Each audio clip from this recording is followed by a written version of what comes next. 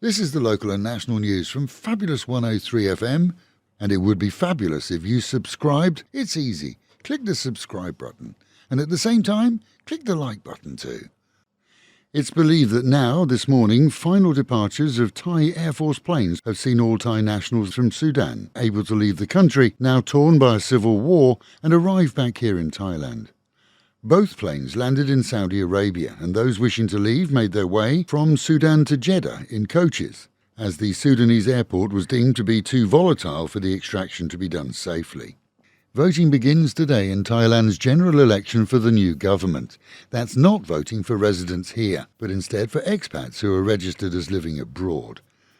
For Thai residents, the big day is the 14th of next month, but expat Thais can now vote through to the 5th, on days allocated by their embassies. Votes won't be counted abroad. Instead, the boxes are sealed and shipped back here to be opened on the actual election day. Flash storms across the country have seen a respite in smog levels as dense clouds were washed down into the ground. This morning, Pattaya registered just 55, Bangkok 67 and Chiang Mai 150, all way below the toxic levels of last week. Those storms, well, they're expected to pop up at any time over the next few days and have in some areas caused severe damage. On Phuket, reports are emanating from the police station in Patong, where, we're told, a 31-year-old Australian tourist hung himself in a cell there after being taken into custody for aggressive behaviours and being under the influence of whatever.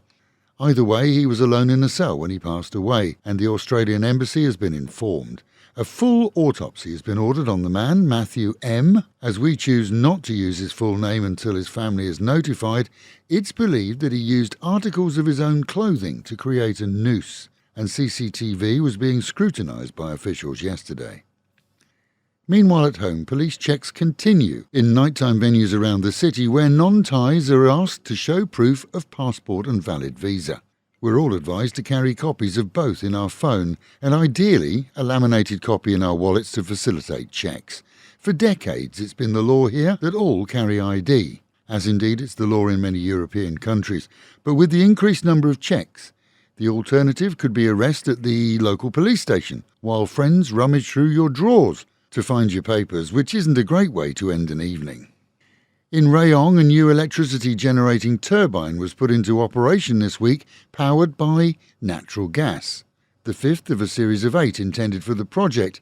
It alone can put out 5,300 megawatts of power, according to Mitsubishi Power, the plant operators who, together with their Thai partners, have secured contracts to supply the Thai grid for the next 25 years. It was the turn of the Pattaya region to be included in severe but localised storms yesterday, seeing many roads flooded and roadworks, in many cases untouched since prior to Songkran, deluged and flushed out onto the highways. Varying in strength, to the east of Pattaya, damage was considerable in places, seeing trees felled and light household items blown onto highways. In the city, congestion, as vehicles attempted to drive through flooded areas. The storm was extremely intense but short-lived, and similar are predicted over the next couple of days. In Bang Sen, police reports showed that a Bangkok Ladyboy was banged to rights after being identified as she who decided to divest herself of all her clothing during the Songkran celebrations. The 28-year-old was fined after being purposely caught on camera stripping. Traced to her home in the capital, she coughed up 2,000 baht for the fine, while stating that far from being drunk, she did it for the social media attention.